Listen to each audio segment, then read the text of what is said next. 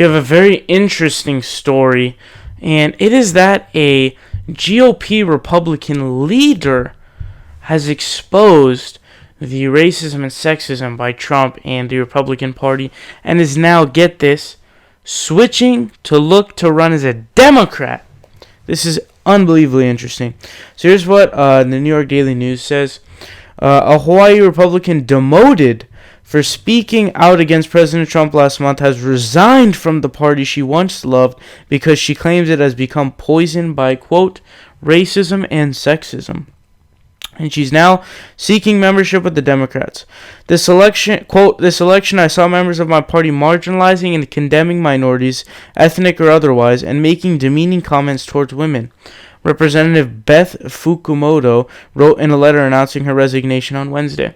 Quote, so when I listened as our now top office holder refused to condemn the internment of Japanese Americans during World War II, speaking out didn't seem like a choice.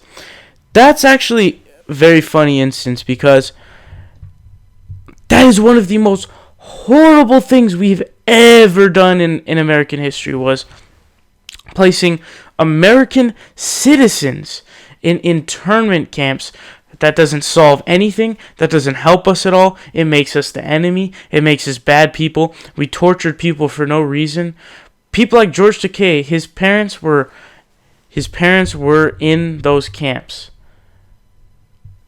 And the what I was trying to say is that the funny thing is that's by Democrats. You would think that was by FDR. So you would imagine that the Republicans would be able to just tout that as, oh, it was a Democrat. I don't even know. That's how crazy. That's how TFG they are. Fukumoto, the granddaughter of a Japanese-American grocery store owner, said she was appalled when the then-candidate Trump first floated the idea of a, quote, Muslim registry last year. That's horrible. She told her fellow Hawaii Republicans that a registry is only one step away from internment camps, something her immigrant grandparents were subjected to in the 1940s.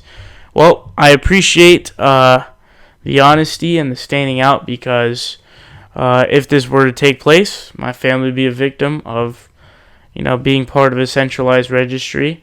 And we know that, there's the Japanese internment camps, but that's not the only one. In Nazi Germany, okay, it didn't start out by making concentration camps. They first, they started to blame the Jews for all their problems. They made registries so that people knew who to harass, and they gave them the stars to wear, so that people knew who they were when they saw them, so that they could harass them and marginalize them, make fun of them, and all these different things. Like, history repeats itself, and we need to make sure that the bad things don't happen again. And that's supposed to be our goal as people who analyze, study, and understand history. And the goal is to prevent mistakes from occurring again, because that's the whole point of learning about history. Quote, they told me it was just rhetoric, she wrote, referring to her party members. Less than an hour later, we saw the breaking news headline, Trump says he may have supported Japanese internment. As Trump's campaign roared on, Fukumoto said she began to feel increasingly disillusioned with her own party. After the election, Fukumoto continued to speak out. She attended the Hawaii's Women's March in January and told attendants that the president's campaign remarks about women and minorities were, quote, unacceptable.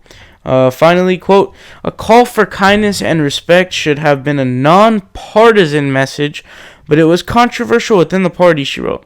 Within 24 hours, calls for my resignation or censure abounded.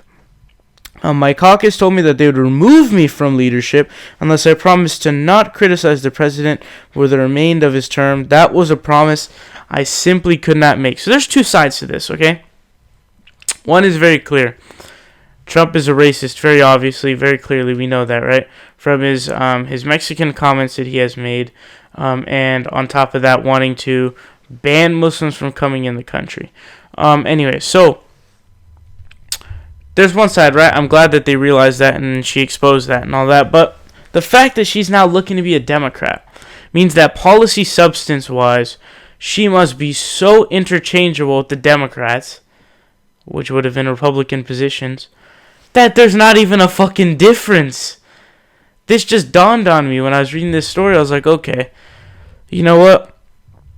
It's a great miracle and it's all handy dandy and awesome, right, that she's switching.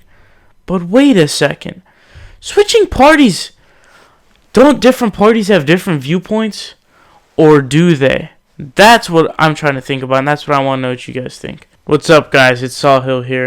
You guys are watching The Progressive Voice. Make sure you guys click subscribe down below. We're fighting Donald Trump tooth and nail, and we need your help.